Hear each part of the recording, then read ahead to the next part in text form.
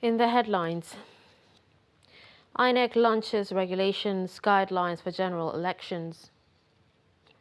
Gas explosion injures 20, razes shops in Kano. Court remands Osanachis' husband in Kuje prison. And on the foreign scene, Kyrgyz Health Minister Bayshen Aliyev jailed for corruption. Hello and welcome to Trust News Update. I'm Darshan Hussaina Usman.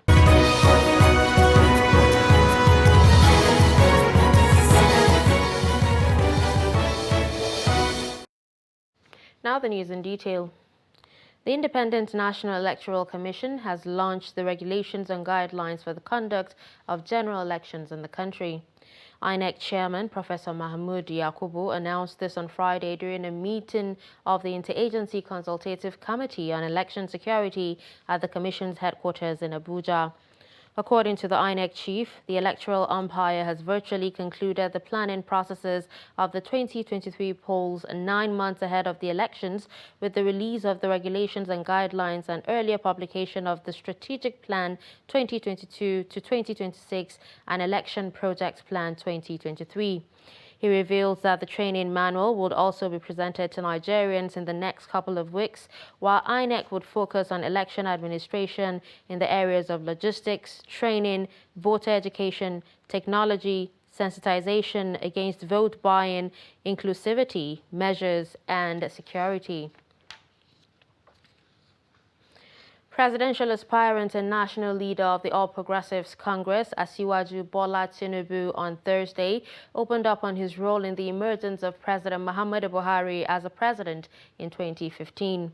The former Lagos State governor, while addressing the Gombe State APC delegates at the Presidential Lodge Abeokuta, said Buhari, after losing 2003, 2007 and 2011 presidential elections, vowed not to contest again.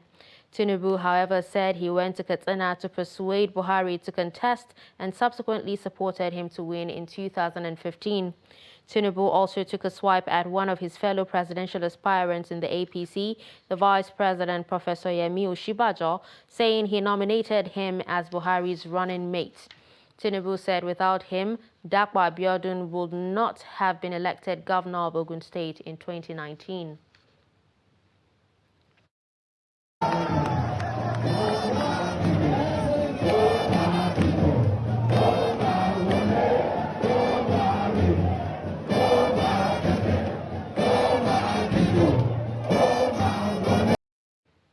Son of the former governor of Nasarawa State, late Aliyu Akwe-Doma, has picked the Nasarawa State governorship ticket of the Zenith Labour Party.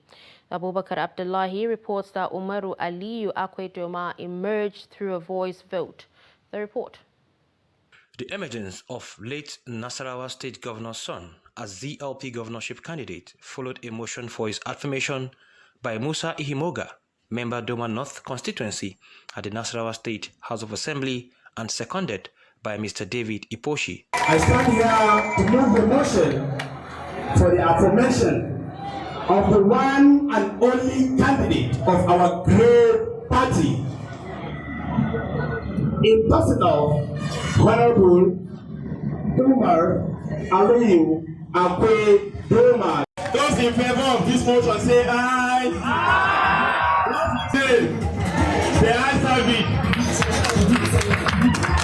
Speaking to newsmen shortly after the Congress, Doma said he felt a sense of duty and responsibility to fly the party's flag once again for the governorship position in Nasarawa State in 2023. The reason why I have decided to aspire once again is because the same reasons that led me to aspire in 2019 still abound. Nasarawa State was created, spearheaded by its founding fathers, to be able to pool resources, both human and material, for the development of the people. Doma promised to ensure an agricultural revolution in the state, noting that as an agrarian state, Nasarawa requires a revamped agricultural sector that is technologically driven for more development to thrive. The ZLP candidate alleged that successive administrations in the state failed to prioritize the silent resources that should drive the state development. He promised to reintroduce a modified version of Badakoshi agricultural program of his late father, taking into cognizance some of the factors that impeded its successful implementation. The governorship hopeful also said the youth will be given their pride of place in his administration if given the mandate in 2023. The late Aliyu Akwe-Doma, father of ZLP candidate, governed the state between year 2007 to 2011 on the platform on People's Democratic Party. A gas explosion has injured at least 20 people and razed several shops at Sheka quarters in Kumbotso local government area of Kano. The explosion reportedly went off around 8 p.m. on Thursday as a gas cylinder refilling shop. A resident of the area, Malam Idi, said the gas exploded, burning several people and shops. He said the incident affected mostly persons in the gas shop and other business owners in the adjacent shops. Confirming the incident, the spokesperson for the Kano State Fire Service, Saminu Yusuf, put the figure of victims at 20. The Federal Capital Territory High Court in the Wuse area of Abuja has remanded Peter Nwachukwu, husband of the late gospel singer Osanachis, in Kuje Correctional Facility. The presiding judge, Justice Njideka Nwosu Iheme, gave the order on Friday after he pleaded not guilty to 23 charges bordering on domestic violence and homicide, among others. She ordered that the suspect be remanded at the correctional facility while the trial was adjourned to June 16 and June 17. Nwachukwu will be in prison pending the hearing and determination of the homicide-related suit instituted against him by the Attorney General of the Federation. The gospel singer died on April 8, and many of her colleagues had accused her husband of subjecting the victim to domestic violence, which led to her death. The Lagos State government says about 5,000 motorcycles have been crushed in the first quarter of 2022. Commissioner for Information and Strategy, Gbenga Omotosho, who made this known at the crushing site in Alausa, said the crushing of 2,000 bikes on Friday is an indication of how serious the government is in its enforcement. According to him, the government had to take the enforcement seriously due to the alarming rate of road accidents, noting that this year alone, about 1,712 have been recorded. Of this number, he said 767 were due to Okada accidents, adding that 49% of people who died are young adults between the ages of 30 and 39. Our correspondent reports that 21 violators who were arrested have been taken to court.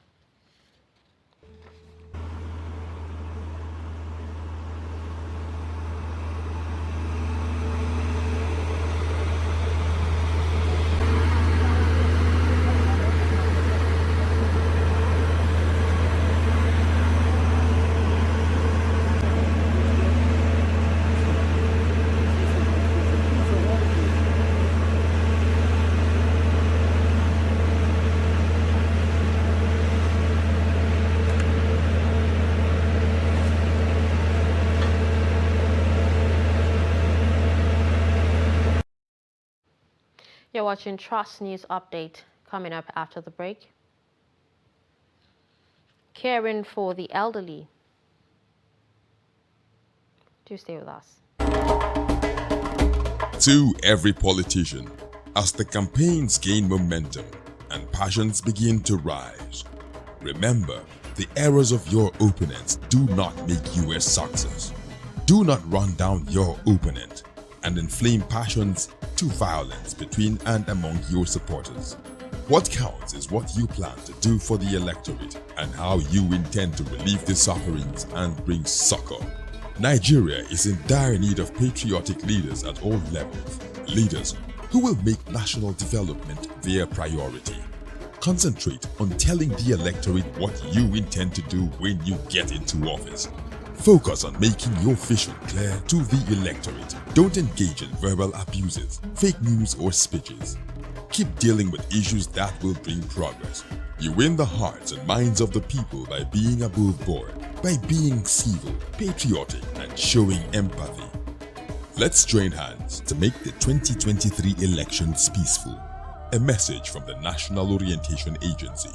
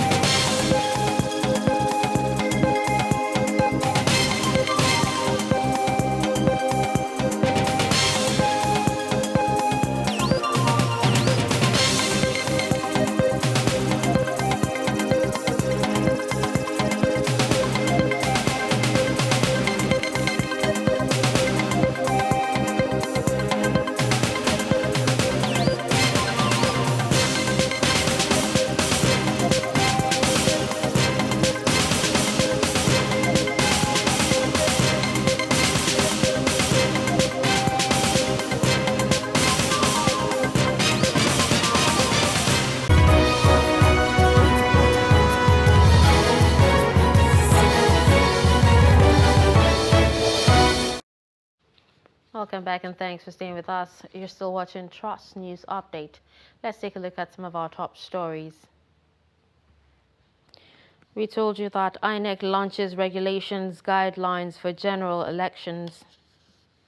You also heard that gas explosion injures 20, raises shops in Kano.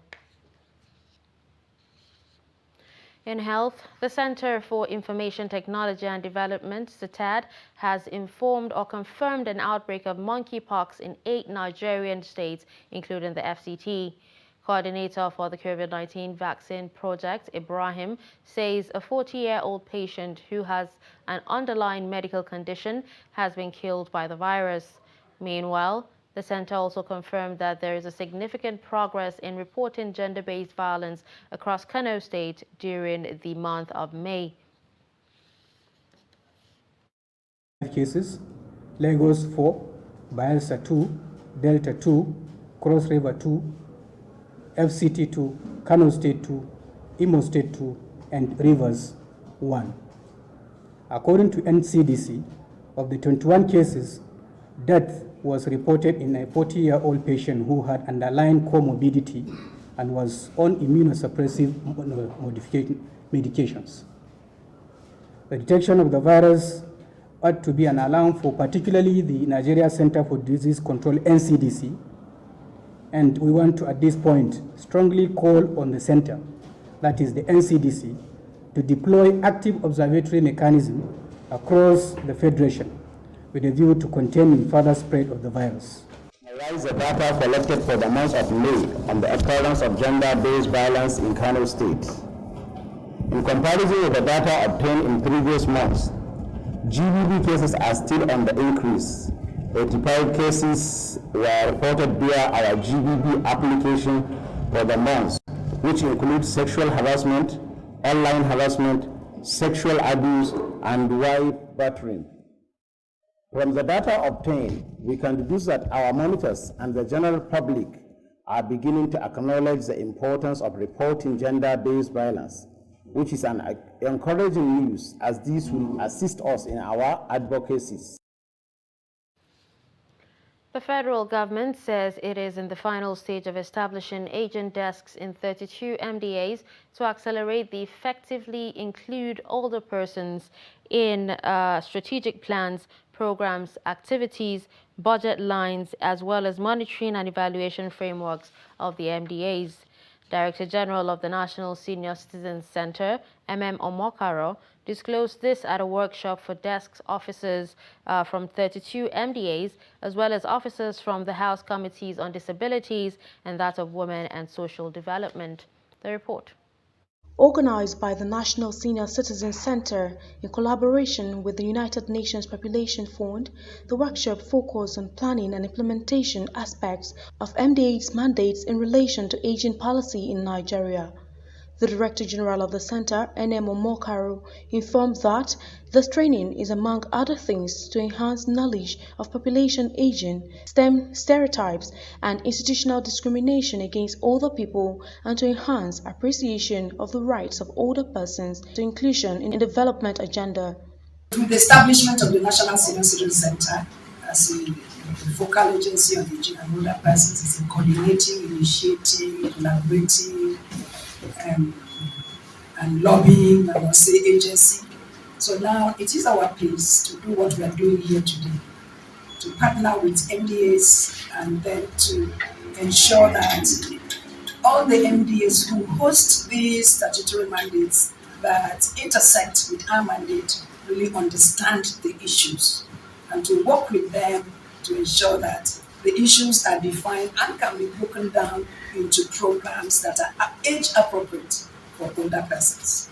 Country Director of UNFPA, Ola Elizabeth Muella, whose message was delivered by Telson Ojogun, reaffirmed the fund's commitment to assist Nigeria address the challenges facing older citizens, especially as the aging population continues to grow faster than the general population. We thank the government of Nigeria for recognizing this and committing to addressing the issues and concerns of older persons in Nigeria.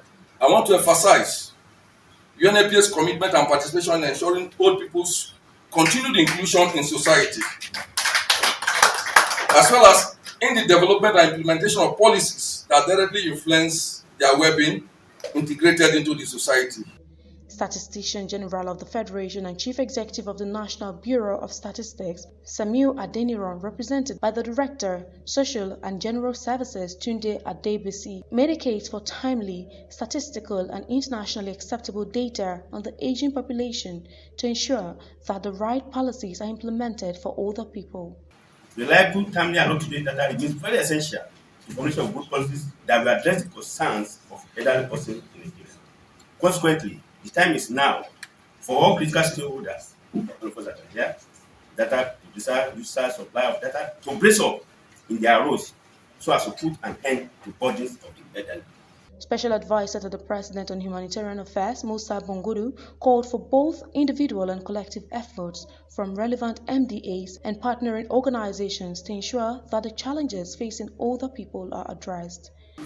Please, may I take this opportunity and in conclusion, appeal to all of us. Let's see what we can do as individuals, what we can do to enhance these services that are reaching them. Government is hopeful that with desk officers and officers and MDAs, issues bordering on aging will be properly mainstreamed into specific programs and services for the benefit of older people. Reports just reaching us says the All Progressives Congress Presidential Screening Committee has disqualified 10 of the 23 aspirants seeking the party's ticket to contest the 2023 general poll.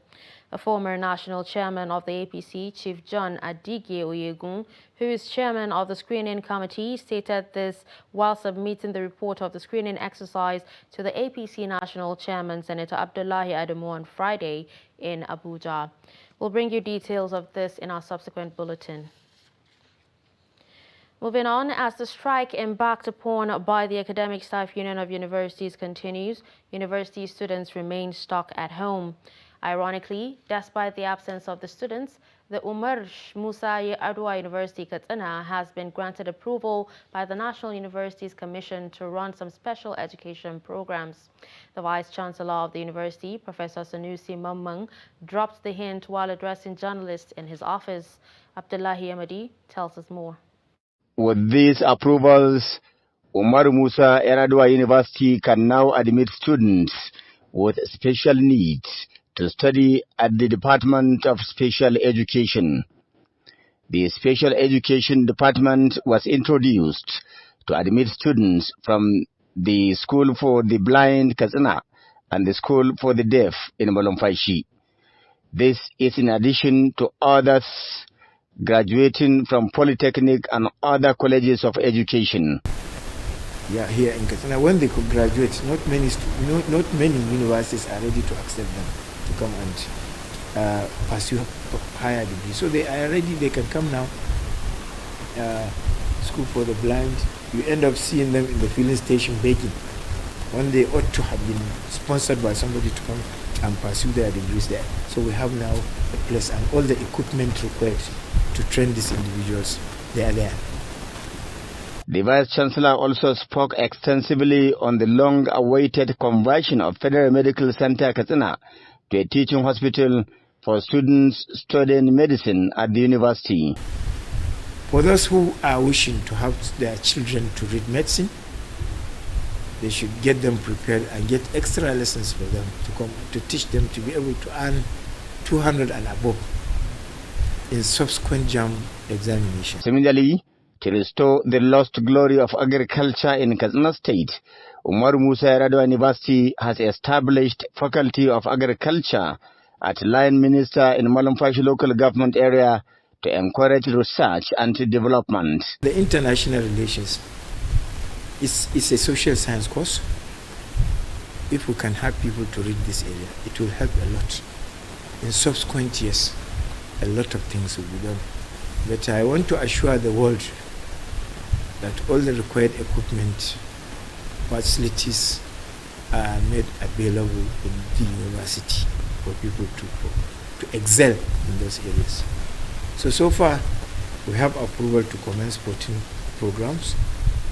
We are waiting for the NUC resource verification to approve another 9 new programs, including PhD in biology, educational psychology, curriculum, and other related subjects. Beyond the approvals by the NUC, these programs could only be achieved with funding, provision of equipment, and enough infrastructure at the university. So we introduced and got approval from the NUC to commence bachelor's degree in integrated science, business administration, business education, primary education, early childhood education, as well as Department of Special Education, which was established and constructed. Observers say Nigeria's development will remain at a snail speed unless stringent measures are taken to discourage strike action at all levels of education. Abdullahi Ismayamadi, Cross Television News, Katsina. A total of 19,385 candidates in Gombe State are taking part in the West African Senior School Certificate exams in 112 public and private schools. This comes after the state government paid the exam fees for the students of public secondary schools. Ibrahim Ismail reports from Gombe. These are students of Government Science Secondary School, GSSS Gombe, sitting for the 2022 June-July West African Senior School Certificate Examination. The school registered 401 students from the total of 19,385 candidates sponsored by the Inwaya-led administration. Some visibly enlightened students say they were prepared for the examination. In terms of our performance, I want to tell the governor that we are trying in this school and we are reading, and our teachers are highly qualified teachers who spend their times to teach us and also to study before you come to the classroom. No, I read very hard, so hard because I want to pass my exam. And I even spend the whole night reading because I want to score this exam. I'm expecting a very good result. I got so inshallah. However, Sokoto and Zamfara State candidates were not registered for WAEC due to the inability of the state governments to settle outstanding debts. Parents in Gombe are grateful to the state government for ensuring that their children are not left out. I won't be able to pay for my child's exam fee. Without government assistance, he could have been a school dropout. It's difficult to take the responsibilities of his siblings at home and catering for the family. An educationist called on other governments in the region to emulate Gombe State and give priority to basic education by sponsoring students to take part in relevant examinations. The student may think of spending all these 12 years and at last, in a sort of him or her, to get a certificate that can help them to go to the higher institution. but they are not being opportune. That may provoke them to start negative thinking. Gombe State government said it is optimistic the performance of students in WAEC will continue to witness tremendous improvement. That Gombe State, in terms of external examination, we recorded 79.5% out of a total of 15,000 students that sat for WAS. We recorded 79.5% of those students that passed WAEC examination with 5 credits, including English and Maths. Minimum. 1,607,985 candidates in 20,221 secondary schools nationwide are writing the May-June 2022 West African Senior School Certificate Examination from Gombe. Ibrahim Ismail reporting for Trust TV. On the foreign scene, Kyrgyzstan's health minister, who recommended a poisonous root as a treatment for coronavirus, has been jailed following a corruption probe linked to the purchase of COVID vaccines, prosecutors said on Friday. Alimkadir Beishan Aliyev has been nicknamed Aconite for promoting a homemade liquid solution based on the poisonous root, also known as wolf's bane, to cure coronavirus and other diseases. Prosecutors said Beishan Aliyev was involved in the purchase of more than 2 million coronavirus vaccine doses over national requirements, proceeds from which were transferred to offshore accounts. The money spirited away totaled $19 million, a statement said. Beishan Aliyev has been under pressure with his deputies in May, calling for his sacking and accusing him of bullying ministry employees, including using sexual taunts. And finally, in sports, the Boston Celtics hit 9 three-pointers in the final quarter to overturn a 12-point deficit and beat the Golden State Warriors 120-108 in Game 1 of the NBA Finals. Stephen Curry hit a game-high 34 points for the Warriors, who led 92-80 and had not lost in their 9 previous home games in this season's playoffs, but Jaylen Brown hit 10 points in the final quarter to spark a Celtics win. And with this, we've come to the end of Trust News Update. Don't forget to follow us across all our social media platforms. I'm Darshan Hussaina Usman. Thanks for watching.